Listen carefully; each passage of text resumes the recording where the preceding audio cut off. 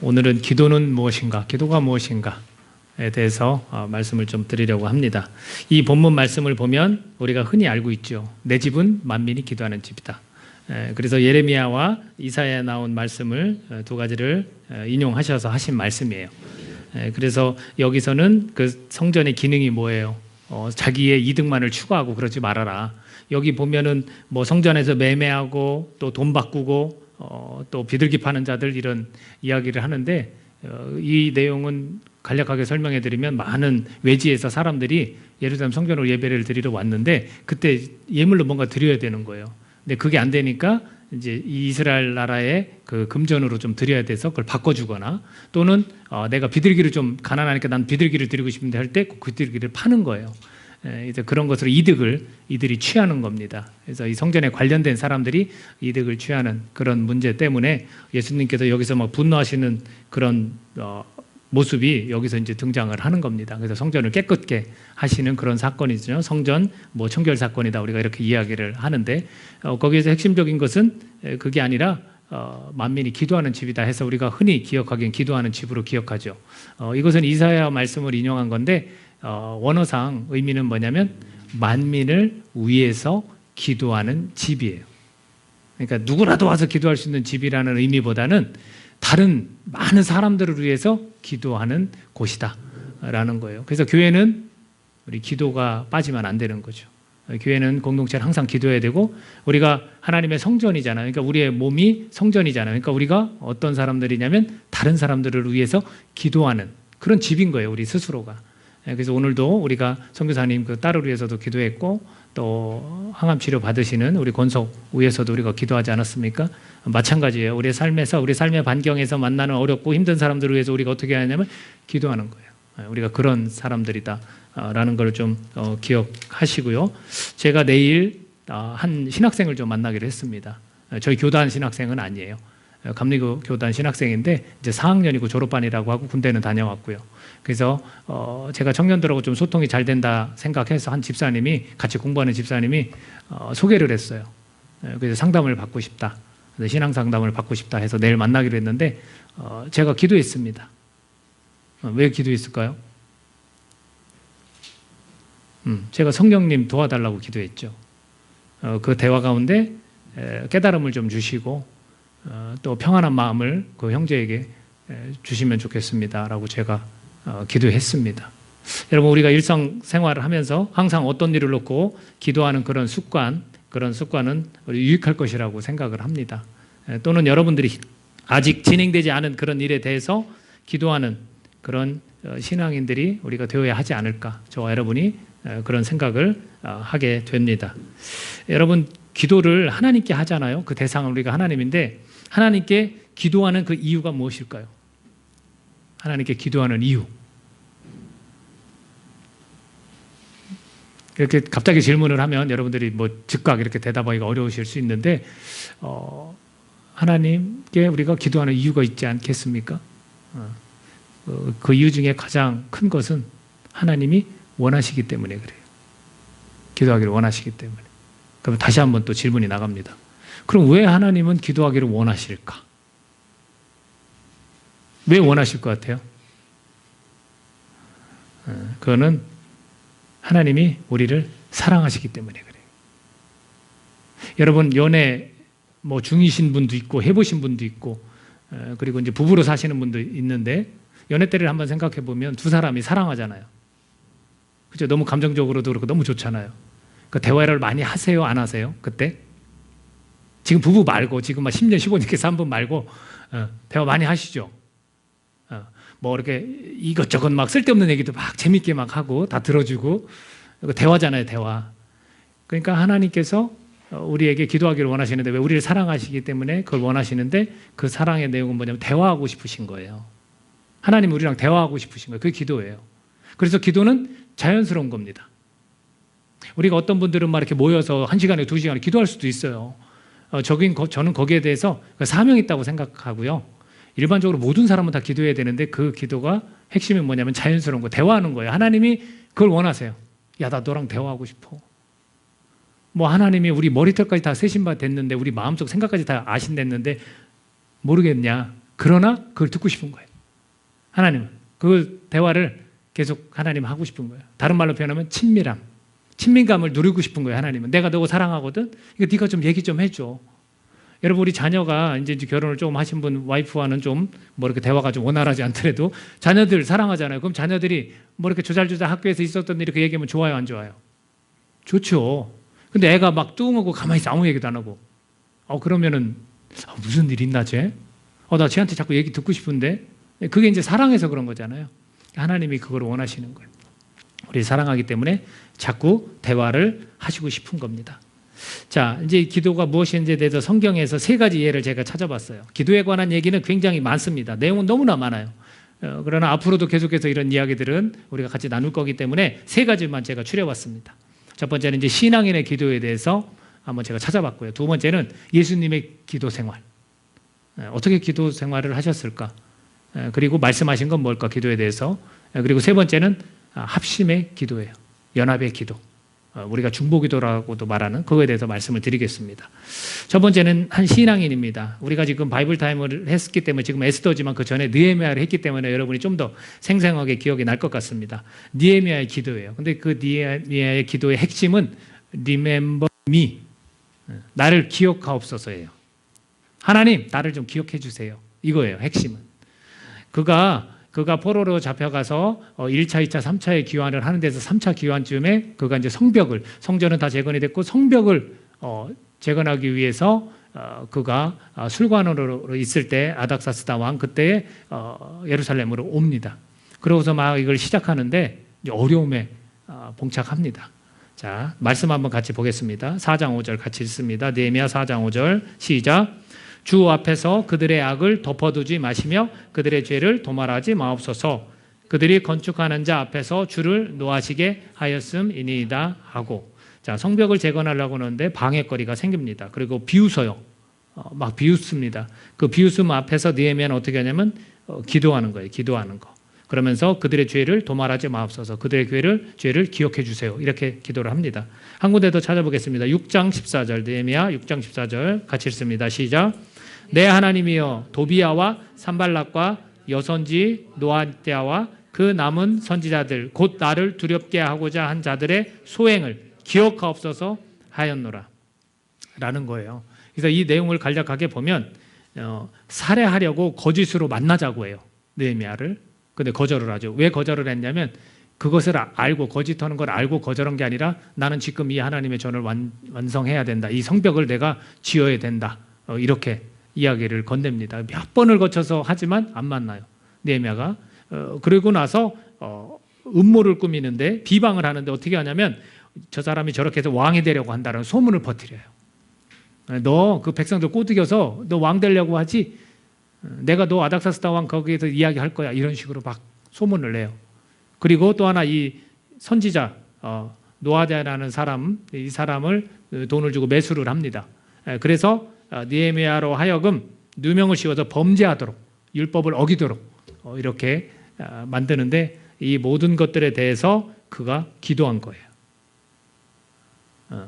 산발락과 도비야 그리고 이 여선지 노아디아 이 사람들에 대해서 하나님 이 소행을 기억해 주세요.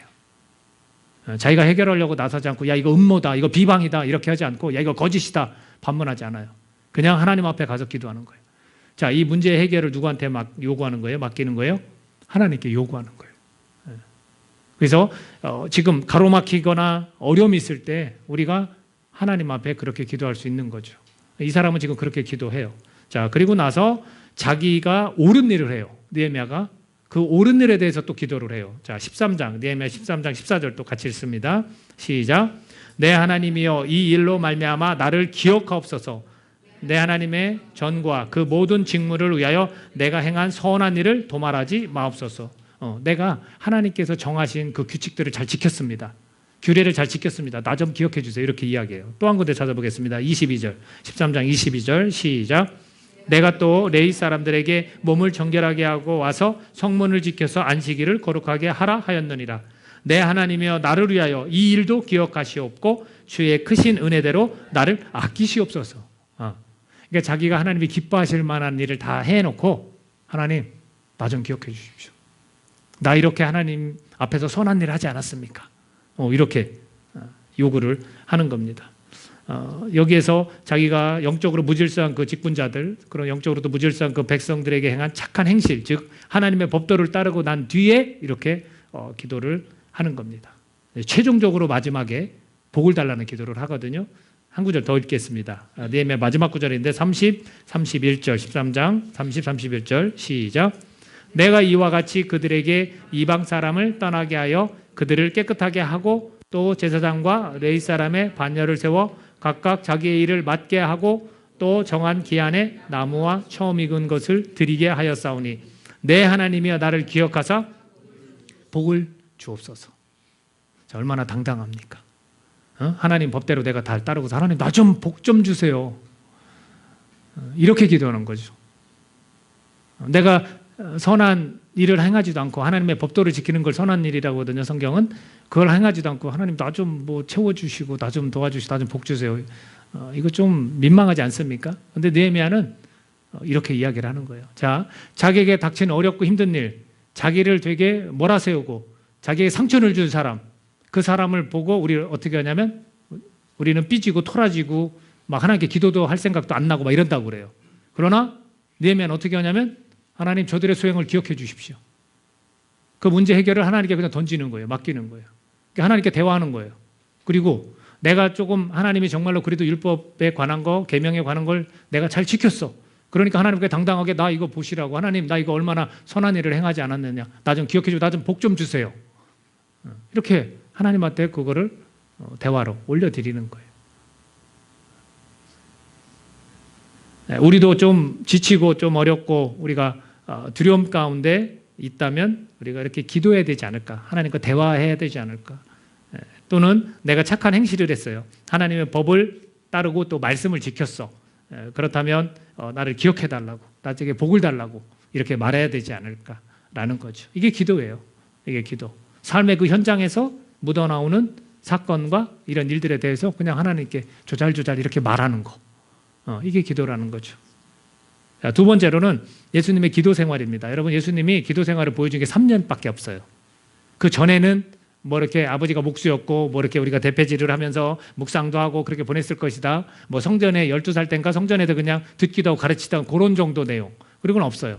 그리고 딱 3년 동안 어떻게 사셨는지를 우리에게 사복음서를 통해서 우리에게 보여주십니다. 근데 그 기간 동안 공생의 기간 사역을 보면 참으로 많은 시간을 기도하셨어요. 우리가 그걸 좀 알 수 있는데 한 곳을 제가 보면 누가복음 5장 16절에 이렇게 되어 있어요. 예수는 물러가사 한적한 곳에서 기도하시니라. 이렇게 되어 있거든요.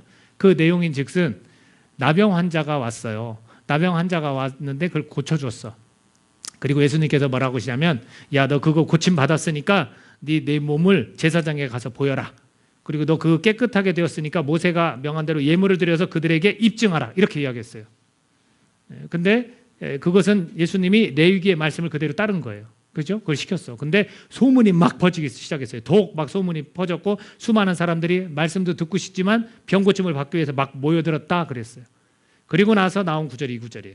예수는 물러가서 한적한 곳에서 기도하시니라. 예수님은 기도하러 가신 거예요. 우리가 생각하기에는 지금 예수님이 3년 동안 사역하시면서 수많은 병자들 고치고 복음을 전하면 예수님이 신이신데 하나님의 아들인데 뭘 기도하러 갈 필요가 뭐 있어. 계속해서 고쳐주고 막 복음 전하시지. 근데 예수님 왜 갑자기 고쳐야 될 사람도 많고 말씀드려야 될 사람도 너무나 많은데 왜 한적한 곳에 가셔서 기도하셨을까라는 거예요. 이건 우리 생각과 좀 다르죠. 여러분이 만약에 능력을 받았어. 내가 하나님부터 능력을 받아서 많은 사람들에 대해서 기도하고 이런 사역을 말씀 전하고 이런 사역을 해. 그때 필요한 게 뭘까요? 쉼이라는 거예요. 홀로라는 거. 여러분 이 멈춤의 영성 이거 필요합니다. 여러분들이 사역을 하시든 뭐를 하시든 우리 선교사님 오늘 깜짝 선물이신데 지금 안식년이세요. 필요한 거예요. 그렇죠? 멈춤이라는 영성. 여러분 하나님을 위해서 전진해 나가지만 여러분 때로는 멈춰서 생각하시고 기도하셔야 돼요. 대화하셔야 돼요. 하나님과. 특히 잘 나갈 때 더 그러셔야 돼요. 그렇지 않습니까? 홀로의 영성. 이게 우리에게 필요한 거예요. 혼자 있으면 외롭고 막 힘들어서 어쩔 줄 몰라 하는 그게 아니라 그 홀로의 시간이 정말로 내가 하나님과 조잘조잘 대화할 수 있는 그런 시간이 아니겠습니까? 예수님이 물론 신이시지만 그러나 그 인성을 우리에게 보여주시는 거예요. 그 인간적인 그 단면을 보여주시는 부분입니다. 제자들에게 기도하도록 강조하시는 내용이 또 있어요. 마가복음 9장에 가보면 귀신을 쫓는데 제자들에게 능력을 주시거든요. 그러면 그 제자들이 가서 귀신도 쫓고 막 이랬어요. 예수님의 이름으로 우리가 귀신도 쫓아냈습니다 했는데, 이 귀신이 굉장히 강한 귀신인지 몰라도 이 제자들이 그걸 못했어요. 그리고 또 주변 사람들이 아니 당신 제자들은 이거를 못하더이다 이런 얘기를 예수님께 해요. 그리고 나서 제자들 데리고 이제 집에서 딱 모였는데 제자들이 질문을 해요. 왜 예수님 우리는 왜 이걸 못했죠? 전에는 다 했는데 왜 못했죠? 그랬을 때 예수님께서 말씀하셨습니다. 마가복음 9장 29절 같이 읽을게요. 마가복음 9장 29절 시작. 이르시되 기도 외에 다른 것으로는 이런 종류가 나갈 수 없느니라 하시니라. 이만큼 기도를 강조하시는 거예요. 여러분, 우리가 기도를 과소평가하면 안 됩니다. 분명히 예수 그리스도의 이름이라는 그 이름의 능력으로 우리가 기도할 때 놀라운 일들이 나타납니다. 여러분 믿으십니까? 그렇다면 우리가 믿는다고 그렇게 대답했으면 우리가 예수님을 믿는 거지 내 능력을 믿는 게 아니기 때문에 그렇게 기도하십시오. 저 오늘 예준이가 얼굴에 뭐 났더라고요. 그래서 제가 기도해 줬어요. 제가 능력 있어요, 여러분? 여러분이 알기에 김연호 목사가 능력 있어요? 그봐, 대답 아무도 못하잖아. 없어. 내가 그런 적이 어딨어. 근데 예준이를 위해서 예수님의 이름으로 딱 기도했어요. 우리는 빨리 막 약을 처방하고 빨리 막 이런 거에 빠르잖아요. 그렇지 않아요? 아론이 위해서 우리가 기도했지만 그거예요. 예수님의 이름으로 그냥 선포하는 거예요. 괜히 그냥 울컥해가지고 그냥 분위기가 처음에 좀 그랬는데 그렇게 기도하는 거예요. 그게 되든 안 되든 누구 몫이에요? 하나님 몫이지 내 몫이 아니에요. 나는 그냥 심부름꾼이에요. 그 이름의 능력 이름으로 그냥 기도해 주라는 심부름꾼이니까 그냥 기도하는 거예요. 그러니까 제자들한테 야, 기도 외에는 이런 것이 나갈 수가 없어. 왜 그러셨을까? 니네 능력으로 하는 게 아니야. 자꾸 우리가 기도를 하고 하나님과 대화하면서 그걸 내려놓는 거예요. 내가 물어요. 예를 들면 하나님 왜 이런 일이 잘 해결이 안 됩니까? 하면 하나님이 들려주신다고요. 우리가 묻지 않아서 그래요. 우리 편에서만 자꾸 뭘 해달라 하지 이거 왜 안 되는 거예요? 하고 하나님이 뭐라고 말씀하는지 듣지 않아요. 여러분, 이 귀로 생생하게 들린다는 그 표현보다는 이 마음의 가슴으로 울림을 주세요. 이러이러한 느낌을 주시고 이러이러한 생각을 떠오르게 하시는 거예요. 그 대화가. 그러니까 여러분 자꾸 이런 거를 질문하시고 하셔야 되는 거예요. 그러니까 제자들한테 그 기도를 우리가 말씀해 주시는 거예요. 기도를 우리가 과소평가하지 말자라는 거예요. 예수님의 제자는 기도하는 삶을 살아야 한다는 걸 보여주시는 겁니다. 그러니까 제자들이 궁금한 거예요. 그러면 저 침례 요한, 예수님이 그렇게 높이는 저 침례 요한은 제자들한테 기도를 가르쳐줘요. 나는 지금 예수님의 제자인데 우리도 좀 기도를 가르쳐주시면 안 될까요? 라고 질문을 해요. 그 이야기를 한번 보겠습니다. 여러분 누가복음 한번 찾아볼까요? 누가복음 11장. 누가복음 11장 1절에서 4절까지. 자, 우리 화면에 나오면 같이 한번 읽도록 하겠습니다. 누가복음 11장 1절에서 4절입니다. 시작. 예수께서 한 곳에서 기도하시고 마치심에 제자 중 하나가 여짜오되 주여, 요한이 자기 제자들에게 기도를 가르친 것과 같이 우리에게도 가르쳐 주옵소서. 예수께서 이르시되 너희는 기도할 때 이렇게 하라. 아버지여, 이름이 거룩히 여김을 받으시오며 나라가 임하시오며 우리에게 날마다 일용할 양식을 주시옵고 우리가 우리에게 죄 지은 모든 사람을 용서하오니 우리 죄도 사하여 주시옵고 우리를 시험에 들게 하지 마시옵소서 하라. 우리가 너무나 잘 알고 있는 이제 주기도문 마태복음 6장에 나온 것도 좀 더 길게 거기는 잘 표현이 됐죠. 그래서 이 누가복음 11장 1절에서 4절도 역시 제자들이 가르쳐 달라 했을 때 예수님께서 가르쳐 주십니다. 자, 이것을 우리가 흔히 이제 기도의 표준이다 이렇게 생각하시면 좋아요. 왜냐하면 예수님이 이렇게 기도해라라고 알려주셨기 때문이죠. 그래서 여러분이 대표 기도를 할 때나 또는 일반적으로 삶 속에서 기도할 때 이것을 적용하면 아주 좋습니다. 그걸 간략하게 설명을 드리면 먼저 뭐라고 했냐면 하나님을 높이고 노래하는 부분이에요. 근데 그 하나님을 뭐라고 부르냐면 아버지라고 부르는 거예요. 아버지. 항상 이걸 적용할 때 우리의 아버지로 생각하지 마세요. 인간적인 아버지는 우리한테 잘 못 해줄 수도 있어요. 근데 그 아버지의 원형은 친밀함이에요. 아빠 이렇게 부를 수 있는 거예요. 여러분이 지금 커서 그렇지 어렸을 때 다 뭐라고? 여러분이 어렸을 때 지금 한 2살 이렇게 됐을 때 아버지 이렇게 불렀을 것 같아요? 천만에요. 다 아빠 다 아빠라고 불렀어요. 그죠? 크면서 좀 철들고 좀 관계도 소원해지고 그러니까 아버지하고 좀 어려워하고 대화도 잘 안 하고 막 어디 뭐 결혼해서 가면 TV만 보고 서로 그러고 있고 그러지. 근데 사실은 대화를 막 이렇게 하는 거죠. 그러니까 예수님이 알려주는 거예요. 이게 하나님을 이제 아빠라고 불러.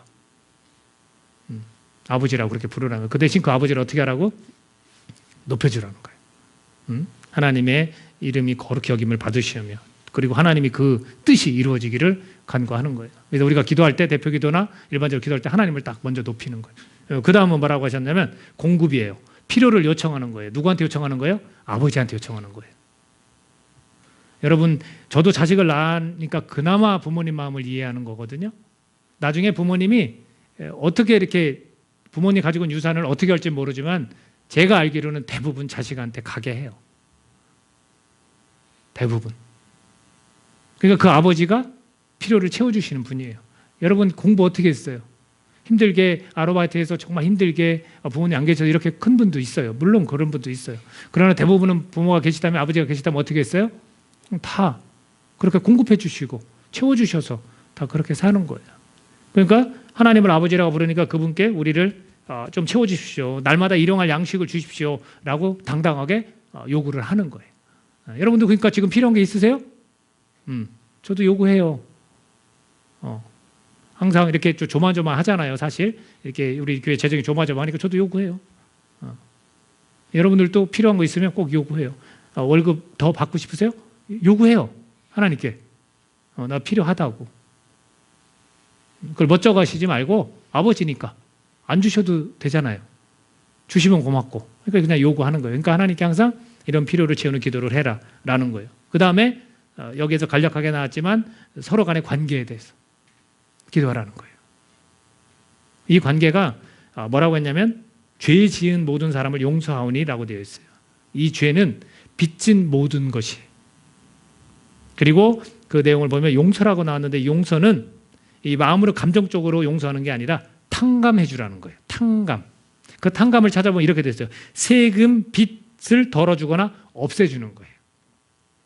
7년 동안 이 율법 중에 7년 동안 이렇게 저기를 받을 이렇게 경작하면 그 다음 뭐 1년을 쉬어주고 그래서 우리 안식년 개념 있잖아요. 6년 하면 뭐 7년째 쉬고 그런 것처럼 그래서 7년째 되면 빚진 것도 그냥 탕감해 주는 거예요. 그게 하나님 법에 있어요. 그러니까 여기서도 역시 우리가 그렇게 해주겠습니다. 그 법을 따라서 그렇게 해주겠습니다. 하니까 우리도 좀 탕감받고 싶어요. 하나님한테 이제 이렇게 아버지한테 탕감받고 싶어요. 이렇게 기도를 하라는 겁니다. 이게 서로 간의 관계예요. 그래서 저도 그런 경험이 있어요. 힘든 집사님이 계셨는데 몇백이라는 빚이 있었어요. 저에게. 그러니까 제가 받을 거. 근데 기도하는 중에 지금 이 집사님이 너무나 힘든데 그리고 기간이 이렇게 긴데 굳이 이거는 내가 받아야 될 것은 아니다 해서 제가 문자로 드렸어요. 그게 지금 여기서 얘기한 것처럼 내가 누군가를 탕감해 주겠으니 하나님도 내가 아버지한테 내가 잘못한 게 나를 탕감해 주십시오. 이제 이렇게 기도하라는 거예요. 그래서 이 부분을 여러분이 잘 기억하시면 좋겠고 또 하나가 뭐냐면 마지막으로는 미래를 도와달라는 기도예요. 여러분 이 미래가 지금 뭐냐면 우리를 시험에 들게 하지 마시옵고 당장이 아니라 정말로 내가 미래에 어떻게 될지 모르잖아요. 그러면 그 미래가 미혹과 유혹에서 나를 좀 보호해 달라고 그렇게 기도하는 겁니다. 이거는 뭐냐면 우리의 약함을 인정하는 내용이에요. 나 절대 그러지 않아요. 하나님. 나 정말 그러지 않을 겁니다. 저 안 믿어요. 그런 사람. 약함. 우리의 약함이 있어. 그걸 인정하는 거예요. 나 좀 지켜주고 보호해 주세요. 내가 미혹과 유혹에 넘어갈 수도 있으니까 앞으로 내 미래 어떨지 모르니까 하나님이 지켜주세요. 이렇게 기도하라는 겁니다. 이런 내용을 제자들에게 가르쳐 주시는 거예요. 그래서 예수님의 이 기도 생활을 우리가 본받아야 하지 않을까. 그래서 여러분 틈틈이 기도하는 교회가 되시기를 바랍니다. 이제 요 틀 안에서 여러분 주기도문 요 틀 안에도 이렇게 기도하시면 참 좋은 거예요. 또 예수님은 이렇게 제자들에게 또 강조도 하셨고 본인이 또 한적한 곳에 가셔서 그런 기도하는 시간을 많이 가지셨다는 겁니다. 제가 한 곳만 찾아봤지 예수님 사복음들 보면 굉장히 많이 기도하러 가셨어요. 그리고 제자들한테도 나무랬죠. 깨어 있을 수 없더냐 막 이렇게 얘기하시고 그분이 하나님에도 불구하고 그런 기도하는 모습을 보였다는 것은 우리 보고 정말 그 기도를 따라하라는 그런 말씀입니다. 마지막 세 번째가 뭐냐면 연합의 기도라는 거예요. 연합의 기도, 중보기도. 사도행전 12장을 보면요. 베드로가 투옥돼요. 감옥에 갇힙니다. 그리고 야고보는 이제 순교하죠. 그리고 또 감옥에 갇혔는데 자기 지도자가 감옥에 갇혔으니까 이 성도들이 교회에서 막 기도하기 시작해요. 그때 당시 교회는 어느 집이었어요. 어느 집, 그냥 가정집에서 이렇게 막 수십 명이 모여서 막 기도하기 시작을 합니다. 그 기도하는 설명과 함께 천사가 베드로에게 나타납니다. 그래서 이제 이 베드로를 감옥에서 이렇게 이끌어내는데 베드로가 이제 이 머리로 생각하기에 이거 현실인가? 환상으로 보는 거 아닌가? 이렇게 표현을 합니다. 이제 꿈이냐 생시냐 그런 거죠. 그리고서 옥문을 다 이렇게 지나서 딱 탈출을 딱 하고 나서 베드로가 정신이 들어요. 그러면서 주님의 천사를 보내 주님이 그 천사를 보내서 헤로데 손에서 벗어나게 하셨구나라고 고백을 합니다. 자, 사도행전 12장 12절 같이 읽어보겠습니다. 시작. 깨닫고 마가라는 요한의 어머니 마리아의 집에 가니 여러 사람이 거기에 모여 기도하고 있더라. 투옥 당시부터 사람들은 모여서 막 같이 기도하기 시작을 했어요. 그리고 나서 지금 천사가 꼬집어냈어요. 그리고 정신 차렸죠. 그리고 그쪽에 가서 막 문을 두드리면서 들어갔더니 수많은 사람들이 모여서 계속 기도하고 있었던 거예요. 여러분, 이걸 기도의 힘이라고 우리가 봐도 되나요? 그렇죠. 같이 연합해서 이렇게 함께 기도할 때 하나님께서 역사하시는 거예요.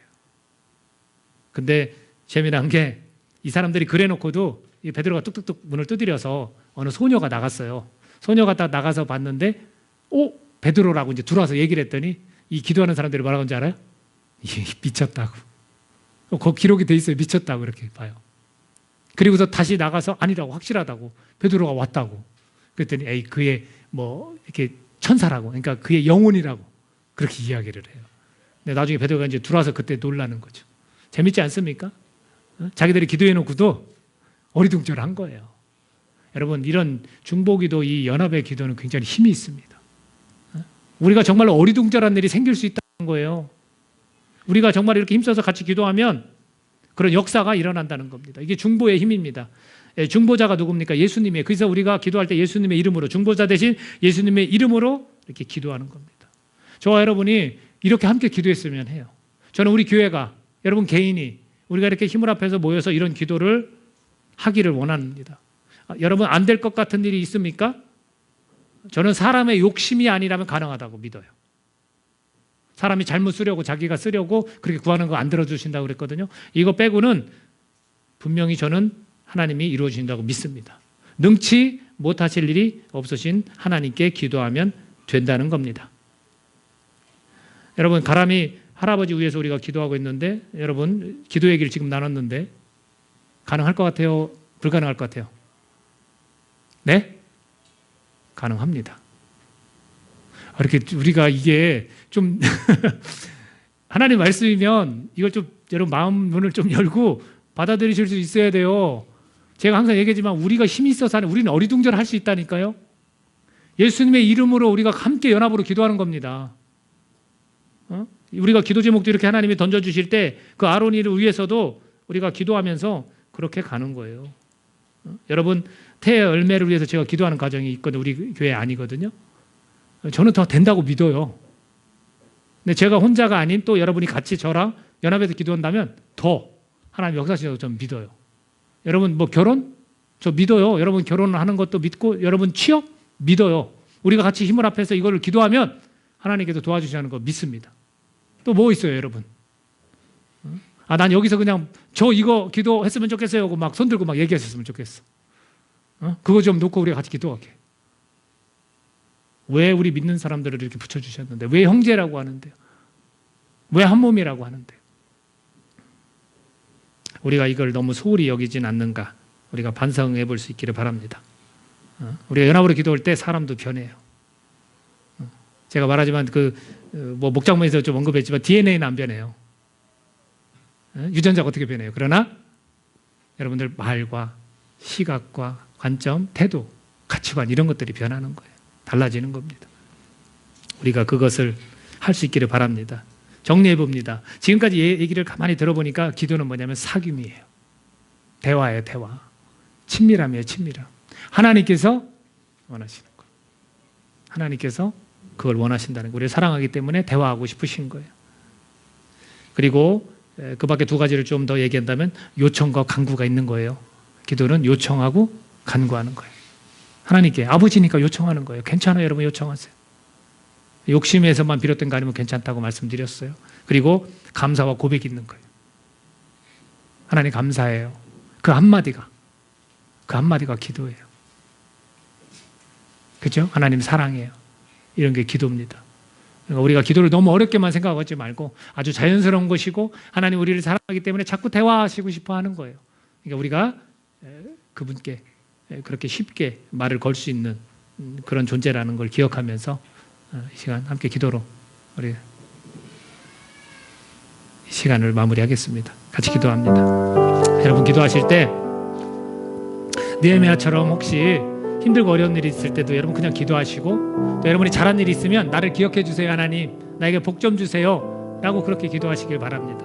또 예수님처럼 어떤 기적 같은 일이 필요하다면 정말 여러분 기도 외에는 이런 이유가 나갈 수 없다고 말씀하신 것처럼 우리가 계속해서 홀로 기도하는 그런 시간을 우리가 가질 수 있기를 바라고 또 우리가 연합의 기도는 정말 힘이 있습니다. 여러분 우리 과소평가하지 맙시다. 기도의 그 힘을 우리 과소평가하면 안 됩니다. 함께 연합을 해서 예수 그리스도의 이름으로 힘들고 어려운 일 해결되지 않을 것 같은 그런 일들을 놓고 우리가 같이 기도할 수 있는 그런 공동체라는 것, 그런 사람들이라는 걸 다시 한번 기억하면서 우리 성령님 의지하면서 이 시간 함께 기도하도록 하겠습니다. 하나님 감사합니다.